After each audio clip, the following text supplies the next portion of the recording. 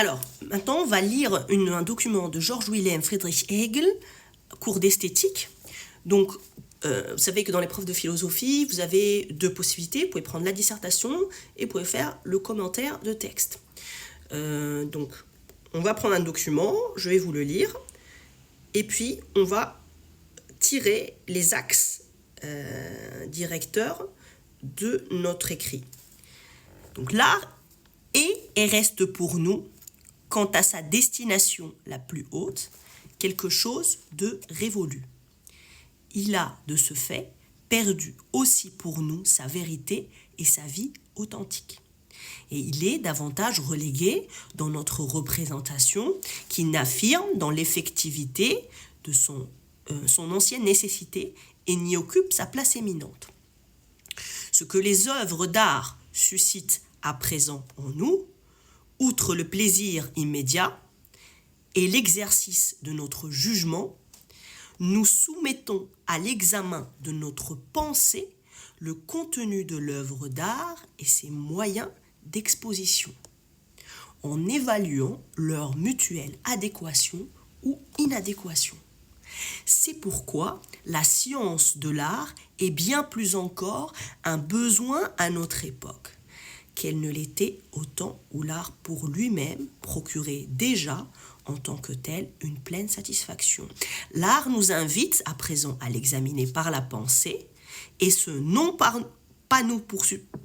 pour susciter un renouveau artistique, mais pour reconnaître scientifiquement ce qu'est l'art. Alors, donc, cet extrait sur l'esthétique, cours d'esthétique de Kant, fait rejaillir une notion absolument incontournable de la réception de l'art par la société. Donc l'art est censé incarner un changement. Mais l'art, c'est un vecteur de changement, mais c'est aussi un détecteur de changement. Selon si les gens adhèrent à un mouvement artistique ou pas, ça va traduire un état de fait de l'avancement de la société. Donc, l'art, il va être soit adéquat à la pensée contemporaine ou inadéquat. Donc là, il dit ce que les œuvres d'art suscitent à présent en nous, outre le plaisir immédiat, et l'exercice de notre jugement. Donc la faculté de jugement, elle est naturellement présente dans la lecture des œuvres artistiques. Donc quand on fait de la critique de l'art, c'est plus du jugement que de l'analyse. Parce que quand un artiste fait une œuvre qui vient, pour le dire de façon vulgaire, de ses tripes, c'est-à-dire quelque chose qui rejaillit de son fort intérieur, de ses émotions, de sa façon de vivre, de ses rébellions internes, de ses revendications internes, on ne peut pas remettre en question une réalité psychologique, tant qu'elle ne déteint pas sur l'ordre social. Un artiste est censé sublimer ou pas la société, mais il est censé créer cet écart entre son individualité et la société.